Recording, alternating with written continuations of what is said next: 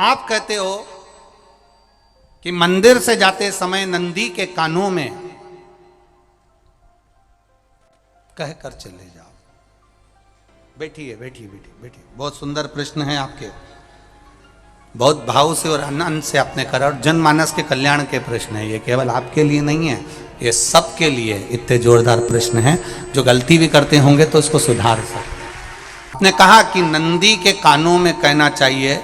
लोग हंसते हैं, कहते हैं बताओ वो नंदी के कानों में भगवान को कहना चाहिए। वैसे तो हम आपको एक बात बता दें कि दुनिया के लोग किसी दूसरे धर्म की कभी हंसी नहीं उड़ाते। दुनिया के लोगों को दूसरे का धर्म अच्छा लगता है। दुनिया के लोग सबसे ज्यादा हंसी उड़ाते हैं तो हमारे सनातन धर्म की ही उड़ाते हैं, और जी खुद उड़ाते हैं, दूसरा उड़ाने वाला नहीं होता। दूर के ढोल हमें समझ में आते हैं, उसका धर्म हमें समझ में आ गया, उनके यहाँ क्या है, ऐसा है, आओ कुछ नहीं, उनके धर्म में ऐसा है। कितना आनंद हमें दूसरे के धर्म में लग रहा है, और हमारा सनातन धर्म हमको बुरा लगता है।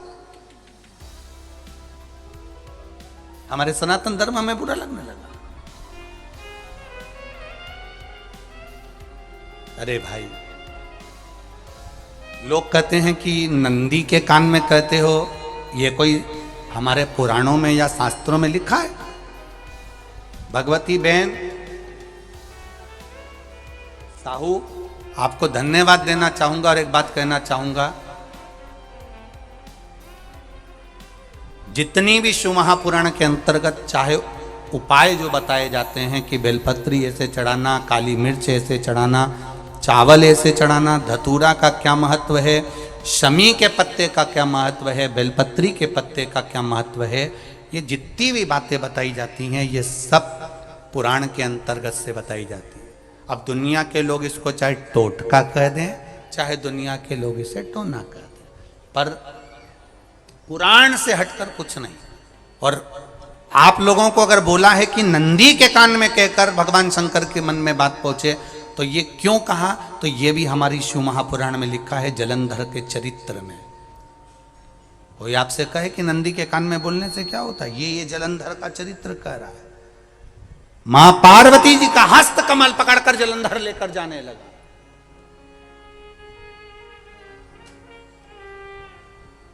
वृंदा का पति लेकर जा रहा।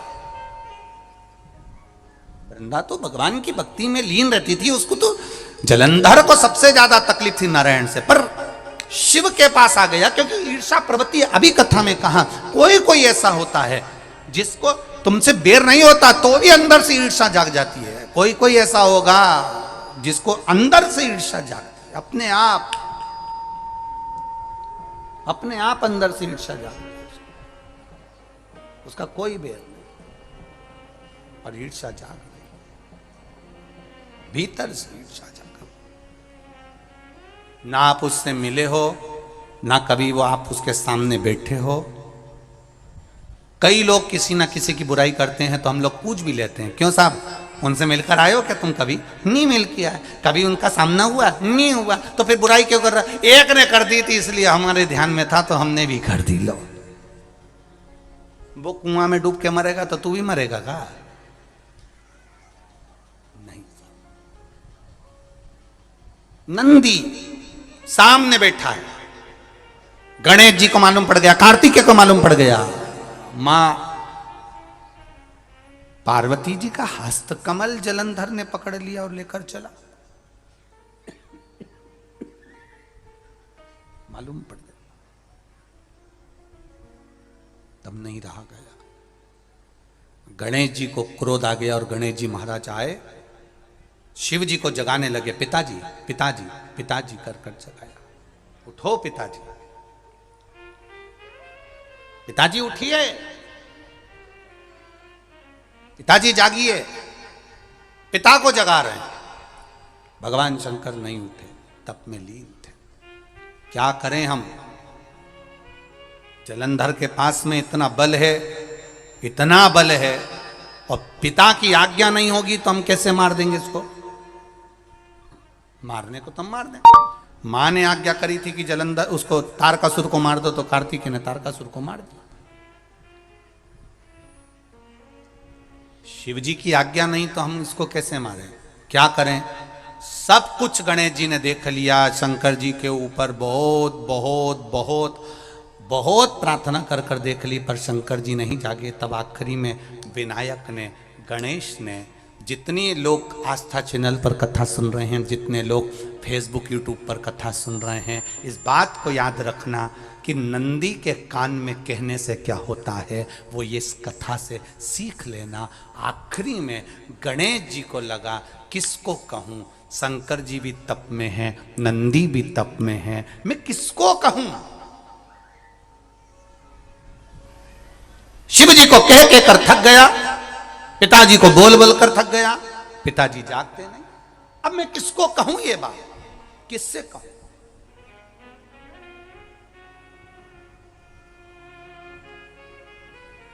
विनायक गए सीधे अब नंदी के पास में। नंदी भी तप में लीन थे, शंकर जी की ओर मुख था, शंकर जी की ओर मुख था। गए और जाकर तुरंत विनायक ने नंदी के कानों में जाकर कहा, नंदीश्वर, मैया का हाथ पकड़कर जलंधर लेकर जा रहा है, पिताजी तप में लीन है, कृपा करिए ना। बस केवल नंदी के कान में कहा, गणेश जी दूर हट गए। नंदी के कान में कहा, शंकर जी के नेत्र खुल गए, शिव जी के नेत्र खुले। ध्यान देना जरा, इस शिव महापुराण की, आशुतोष शिव महापुराण की कथा, जो कथा यहां कही जा रही है, यह कथा पहले के चरित्रों में सुनने को नहीं मिली होगी। जरा ध्यान देना इस संवाद पर, जितने लोग आस्था चैनल पर, जितने फेसबुक यूट्यूब पर सुन रहे हैं। सनातन धर्म की हंसी उड़ाने वाले कह देते हैं नंदी के कान में कहने से क्या होता है, नंदी के सामने जाकर बोलने से क्या होता है, नंदी के पास बैठकर बोलने से क्या होता है, नंदी के पास बैठकर शंकर जी का मात्र दीदार करने से क्या होता है, दर्शन करने से क्या होता है। वो अच्छे से समझ लेना, जो लोग सनातन धर्म पर उंगलियां उठाते हैं वो अच्छे से समझ ले इस बात को।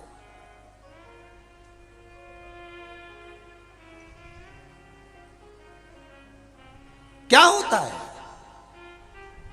नंदी तप में लीन, शिवजी तप में लीन, शिव नहीं उठ रहे। विनायक ने नंदी के कानों में जाकर कह दिया, नंदी के कान में जाकर कहा, नंदी के नेत्र नहीं खुले।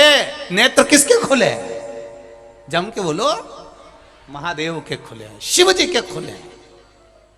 ये मन का तार, नंदी शंकर की आराधना कर रहे थे, शिव अपनी भक्ति में डूबे थे।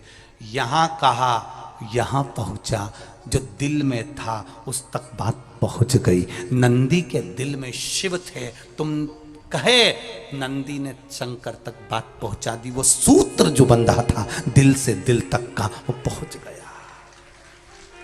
वो सूत्र जो दिल से दिल तक बंधा हुआ था, मन से बंधा हुआ था, खबर वहां तक पहुंच गई, खबर पहुंच गई। लुटाइए, ये मौका मिला है आनंद का, दिल से प्रेम लुटाओ। नंदी से कहा, नंदी ने देवादिदेव महादेव से नहीं कहा, केवल नंदी आंख बंद कर कर बैठे थे। कहते से ही भगवान गणेश के शब्द शिव जी तक पहुंच गए, शिव जी के नेत्र खुल गए और उन्होंने जलंधर के पास पहुंचकर पार्वती जी का हस्त कमल छुड़वाया। जरा विचार करिएगा, आप नंदी से कहते हो मेरे महादेव तक बात पहुंच जाती है, आपको केवल नंदी से प्रेम से कहना है, नंदीश्वर मेरे बाबा, ए मेरे बाबा, आप रोज शिव जी को लेकर भ्रमण पर निकलते हो, मुझे बहुत दुख है, आप मेरे दुख को मिटाने के लिए मेरे दरवाजे पर क्यों नहीं आते? नंदीश्वर से कहा, शिव जी तक बात पहुंच जाएगी, शंकर के नेत्र आपके लिए खुल जाएंगे और महादेव आपके यहां खड़ा मिलेगा, मेरा महादेव आपके पास में खड़ा मिलेगा। आशुतोष शिव महापुराण की कथा कहती है, लोग कहते हैं नंदी को कहने से क्या होता है, ये शिव पुराण कह रही है, कहा वहां तक पहुंचा, दिल से दिल का कंटेंट। हम कई बार कहे आपको, आप लोगों ने सुना होगा शिव महापुराण में कि बहुत दुख हो जिंदगी का, बहुत दुख तकलीफ, जैसे वो बहन ने लिखा, मेरे कर्जे में लदालुम हो गई, तकलीफ बढ़ गई, शरीर का रोग था, 15-20 साल हो गए, आराम नहीं, बेटे भी व्यसन में डूबने लगे क्योंकि कर्जा बढ़ गया, टेंशन में रहेगा आदमी तो गलत संगत की ओर चला जाता। व्यसन में आदमी पड़ने लगा, केवल टेंशन के चक्कर में। और आखिरी में हुआ क्या? शिव तत्व को जाना। आपसे भी निवेदन है, जब दुख की घड़ी अपार हो, समस्या बड़ी हो, बहुत तकलीफ हो, बहुत कष्ट हो, एक लोटा जल जब महादेव को चढ़ाने के लिए जाओ, चढ़ाकर 2 क्षण मंदिर के अंदर नंदी के पास 2 क्षण बैठकर मेरे महादेव को निहारना। अपने दिल की बात उसके पास में बैठकर नहीं भी कहोगे ना, तो नंदी के पास मात्र बैठ भी गए, उस नंदीश्वर के पास मात्र बैठ गए, तो वो तुम्हारे दिल की बात समझ जाएगा। तकलीफ बढ़ गई ना, कोई बात नहीं, दवाई खाओ, डॉक्टर को दिखाओ, पर एक बार उस जल को शिव जी पे चढ़ाओ। चढ़ाकर जल लेकर जब घर जा रहे हो, 2 क्षण मेरे नंदीश्वर के पास में बैठ जाओ। नी भी कुछ कहना है मत कहो, एक बार उसके करीब में बैठकर दिल से, मन से मेरे महादेव से जो कहना चाहती हो, बस मन में भी धर लिया, तो मेरे नंदी ने सुनकर वो महादेव से कह दिया, दुनिया का सबसे ज्यादा तप करने वाला, समाधि में लगने वाला, साधना करने वाला, व्रत करने वाला, उपवास करने वाला, तप साधना में लीन होने वाला कोई है तो वो नंदीश्वर है, जो शिव जी के सामने बैठकर उनके सामने हमेशा सामने मुख कर कर तप में लीन रहे। कितने लोग हैं जो भगवान नंदी के कानों में कुछ कहकर आते हैं? बोले हो कभी? सीधे बोल देते हो क्या जाकर? नंदी के कानों में कहने का भी एक तरीका है, आप लोगों को मालूम होगा वो तरीका? नहीं मालूम? ये बेलपत्री की जो डंडी रहती है ना, बीच का जो भाग है, ध्यान दिए ना जरा सा, ये बीच की जो डंडी है, फिर से देखिए, बेलपत्री के 2 पत्ते और उसके पास में जो बीच की जो डंडी का भाग, पास में जो बीच की जो डंडी का भाग है, दिख रहा है आप लोगों को? ये 2 डंडी, ये बीच की 2 पत्ती और उसके बीच में जो 2 डंडी का भाग, आप लोगों को मालूम होगा वो तरीका? नहीं मालूम? ये बेलपत्री की जो डंडी रहती है ना, बीच का जो भाग है, ध्यान दिए ना जरा सा, ये बीच की जो डंडी है, फिर से देखिए, बेलपत्री के 2 पत्ते और उसके पास में जो बीच की जो डंडी का भाग है, दिख रहा है आप लोगों को? ये 2 डंडी, ये बीच की 2 पत्ती और उसके बीच में जो 2 डंडी का भाग होता है। जब हम देवादिदेव महादेव से कोई बात कहने वाले होते हैं ना, कि बाबा बहुत दुखी हूँ, बाबा बहुत तकलीफ चल रही है, बाबा मैंने एक कंपटीशन एग्ज़ाम में परीक्षा दी है, बाबा मेरे जीवन में ये तकलीफ हो रही है, बाबा, तब इस बेलपत्री की जो ये डंडी होती है, इस उंगली से, इस अंगुष्ठ से इस डंडी को पकड़ा जाता है और बाबा के कर्ण में कहने से पहले ये हाथ को नंदी के ऊपर रखकर फिर हम बाबा के नंदी के कानों में कहते हैं और चलते समय इस बेलपत्र को अशोक सुंदरी की जगह पर चढ़ाकर वापिस सजाते हैं। देव अधिदेव महादेव को पार्वती की बात मानना ही पड़ती है और वो कहना ही पड़ता है। ये बेलपत्र की महत्व है। ये जितना फल एक बेलपत्र की पत्ती में, उतना की उतना फल हम आपसे फिर कहेंगे। कभी मौका मिल जाए जिंदगी में, कभी तुम्हारे जीवन में अगर मौका मिले और कहीं बेलपत्री का वृक्ष मिल जाए जिसकी छांव तुम्हारे ऊपर पड़ रही हो, तुम्हारे ऊपर अगर बेलपत्री की छांव पड़ रही हो, उसके नीचे बैठकर कभी मौका मिले, एक बेलपत्री का पत्ता मात्र रखकर आप शिव जी का नाम लेकर जल भी अगर समर्पित कर रहे हो ना, तो वो 12 ज्योतिर्लिंग को जल चढ़ाने के बराबर फल प्रदान कर। एक बेलपत्री का पत्ता, एक बेलपत्री का वृक्ष, एक बेलपत्री के वृक्ष की छांव हमारे जीवन को कृतार्थ कर देती है, धन्य कर देती है, कृतार्थ। तो जिस जगह पर नंदी मेरे मंदिर के बाहर बैठा रहेगा,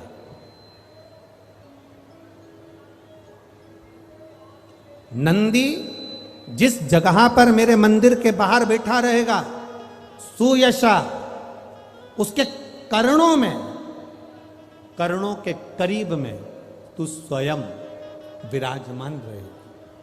सुयशा, जब कोई नारी, जब कोई पुरुष, जब कोई बच्चा, जब कोई बुजुर्ग, जब कोई भी संसार सागर में रहने वाला मानव मेरे मंदिर में आएगा और नंदी के कान में कुछ कहकर जाएगा, तब तू उसको सुनकर माँ पार्वती से कहेगी। और पार्वती जब मेरे साथ प्रतिदिन प्रदोष काल में, प्रदोष के समय, शाम के समय भ्रमण पर जब पार्वती मेरे साथ जाएगी, तो पार्वती मैया जिसके सामने नंदी को रोक देगी, मैं उसके ऊपर कृपा करते हुआ चले जाऊंगा। ये हमारा भाव शिव महापुराण की कथा है ना। तो शंकर जी के मंदिर जाते हैं तो आप जब वापिस लौट कर आते हैं तो नंदी के कान में, जब हम नंदी से कुछ कहते हैं, आप लोग जब वापिस लौट कर आते होंगे तो नंदी से कहकर आते होंगे ना कुछ ना। तो जब हम नंदी से कुछ कहकर आते हैं, आपने देखा होगा कई लोग नंदी के कान में कुछ कहते हैं, फिर नंदी का जो सींग होता है उस सींग के बीच में से शिवलिंग का दर्शन करते हैं। तो नंदी को जब कोई बात कही जाती है, नंदी से जब कुछ कहा जाता है कि हमारी बात शिवजी तक पहुंचाना, तो उसमें सबसे पहला अगर नाद करा जाता है नंदी के कानों में, तो ओम का नाद करा जाता है।